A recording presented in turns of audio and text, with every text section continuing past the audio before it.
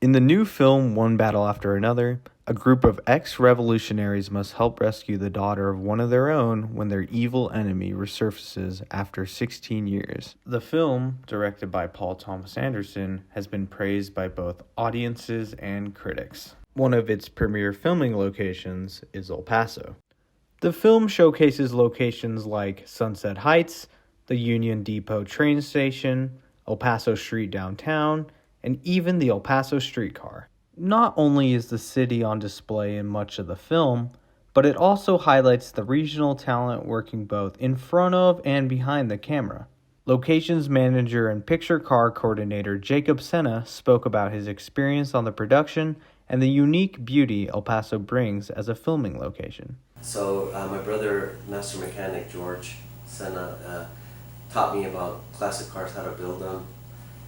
Building hot rods, muscle cars. I grew up around cars. We grew up really poor, so we had to learn to fix our cars and stuff. That is what essentially led me into the motion picture industry. It was by the grace of God that every location that I showed Paul and the people that Paul met through the locations that I found and scouted for the production, he fell in love with El Paso. We have the best locations in the state of Texas and southern New Mexico.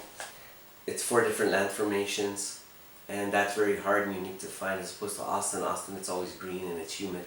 Here we have the desert climate, and we have some areas that look like Los Angeles, places that look like Pennsylvania. We have the mountain, so and then we have the border. So it is a hub for filming. Just look at downtown. Among the El Paso locations used was Genesis Perfumeria, a perfume store where the main hero, Bob Ferguson, ends up about halfway through the film on his journey to find his daughter. Thankfully, Bob is aided by several skaters, who were all El Paso born and raised. Professional skateboarder Gilberto Martinez Jr., who plays BG in the film, World War III out there! speaks to his process in filming downtown and what made the experience so special. The main thing that they hired us for was a skateboarding sequence where we're sketching onto a car.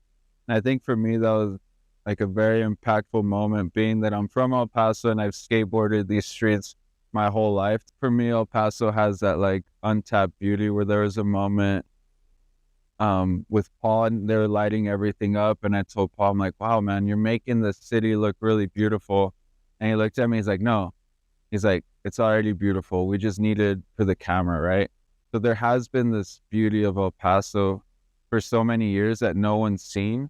And now it's kind of finally making its way around where it's almost like a canvas, a plain canvas, and you could kind of paint what you want. You could do many things. And that goes with like starting a business, making a film, doing all these different kinds of things. El Paso is that place where like I feel my creative spirit lives here and I could be creative here.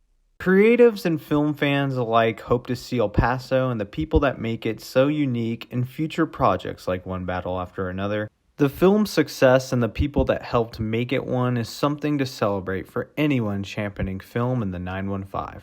This is Catching Margino, reporting for Borderzine.